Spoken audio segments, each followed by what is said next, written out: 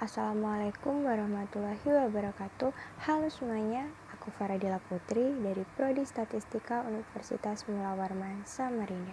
Di video kali ini aku bakal ngebahas materi yang disampaikan oleh kelompok 3, yaitu paragraf dalam bahasa Indonesia. Paragraf berasal dari bahasa Yunani yaitu paragrafos, yang berarti menulis di samping atau tertulis di samping. Paragraf merupakan salah satu jenis tulisan yang memiliki tujuan atau ide. Paragraf juga memiliki pengertian menurut para ahli, seperti menurut Handayani dan kawan-kawan, yang mendefinisikan paragraf sebagai serangkaian kalimat yang saling bertautan untuk membuat sebuah ide atau gagasan baru. Kemudian ada juga definisi paragraf menurut Wiyanto, yang mendefinisikan paragraf sebagai sekelompok kalimat yang saling berhubungan dan bersama-sama menjelaskan satu unit pokok pikiran. Jadi, dapat disimpulkan bahwa paragraf adalah suatu rangkaian kalimat yang memiliki suatu gagasan utama. Kemudian, ada ciri-ciri paragraf. Yang pertama, kalimat pertama dalam sebuah paragraf ditandai dengan adanya bagian yang menjorok ke dalam beberapa ketuk spasi. Namun ada pula karangan yang berbentuk lurus atau block style yang ditandai dengan jarak spasi antar paragrafnya lebih renggang 1 spasi dibandingkan jarak antar baris lainnya. Yang kedua, dalam sebuah paragraf pasti memiliki suatu gagasan utama yang disampaikan penulis atau pengarang. Yang ketiga, setiap paragraf pasti memiliki kalimat utama atau kalimat topik sebagai cara untuk menyampaikan gagasan utama si penulis dalam karangannya. Yang keempat, paragraf memiliki kalimat penjelas. Kalimat ini berisi detail-detail dari kalimat topik atau kalimat utama. Yang kelima, suatu paragraf terdiri dari satu kalimat utama dan beberapa kalimat penjelas. Selanjutnya, ada jenis-jenis paragraf. Yang pertama, ada paragraf deskriptif. Paragraf deskriptif adalah paragraf yang melukiskan objek, tempat, atau peristiwa seterang-terangnya kepada pembaca dengan melibatkan indera sehingga pembaca seolah-olah diajak oleh pengarang merasakan apa yang ditulisnya. Yang kedua, ada paragraf eksposisi. Paragraf eksposisi merupakan paragraf yang menjelaskan atau menginformasikan sesuatu yang dapat menambah wawasan si pembaca. Paragraf ini bersifat ilmiah yang bersumber dari penelitian, pengamatan, atau pengalaman. Yang ketiga, ada persuasi. Paragraf persuasi merupakan paragraf yang berisi ajakan yang mementingkan perasaan atau emosi si pembaca. 4. Ada argumentasi.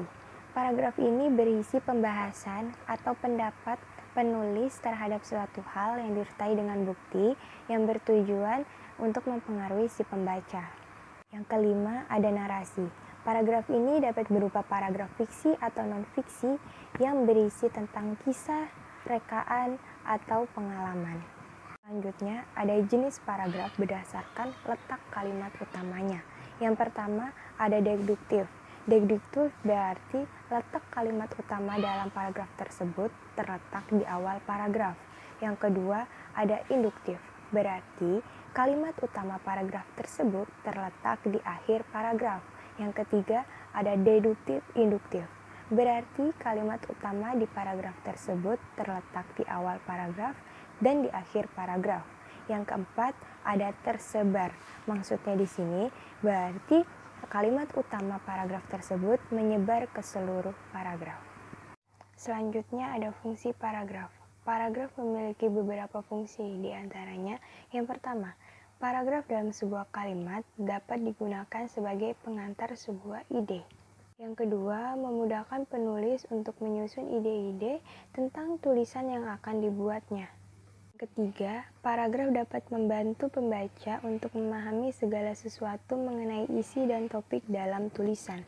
Selanjutnya ada syarat pembentukan paragraf. Paragraf yang baik merupakan paragraf yang dapat menyampaikan pikiran dengan baik kepada pembaca. Adapun paragraf yang baik harus memiliki syarat-syarat sebagai berikut. Yang pertama ada kesatuan. Suatu paragraf harus dibangun dengan satu pemikiran yang jelas, berarti suatu paragraf hanya boleh memiliki satu gagasan. 2.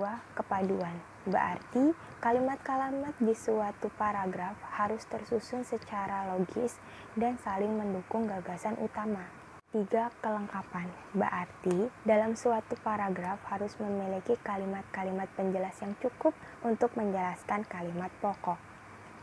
Selanjutnya, ada metode pengembangan paragraf. Pertama, klimaks dan anti klimaks. Pengembangan paragraf secara klimaks berarti menyusun alinea dimulai dari gagasan yang kedudukannya paling rendah berangsur-angsur ke gagasan lain hingga ke gagasan yang kedudukannya tertinggi. Sedangkan pengembangan paragraf secara anti klimaks berarti kebalikan dari pengembangan paragraf secara klimaks. Yang kedua, sudut pandang, berarti paragraf dikembangkan berdasarkan kronologis waktunya. Ketiga, perbandingan dan pertentangan, artinya paragraf dapat dikembangkan dengan memperbandingkan dan mempertentangkan dua hal. Yang keempat, analogi, artinya paragraf dikembangkan dengan membandingkan dua hal yang memiliki persamaan bentuk atau fungsinya. Kelima, contoh. Pengembangan paragraf dengan memberikan contoh agar sesuatu hal yang terlihat umum dapat dijelaskan secara konkret. Yang keenam, proses. Pengembangan paragraf dengan metode ini dapat dilakukan dengan cara menyusun secara teratur suatu proses kerja. Yang ketujuh, sebab akibat. Pengembangan paragraf dengan metode ini dapat dilakukan dengan menganggap sebab sebagai gagasan utama dan akibat sebagai perincian pengembangan. Ada umum khusus. Pengembangan dari umum ke khusus maka akan menghasilkan alinea deduktif, sedangkan pengembangan dari khusus ke umum maka akan menghasilkan alinea induktif. 9. Klasifikasi. Pengembangan paragraf dengan metode ini dapat dilakukan dengan mengelompokkan suatu pokok permasalahan. 10. Definisi luas. Artinya pengembangan definisi luas ini sendiri merupakan pengarang ingin memberikan suatu arti atau masuk istilah atau suatu hal. Terima kasih telah menonton video ini. Sampai jumpa di video selanjutnya. Bye-bye.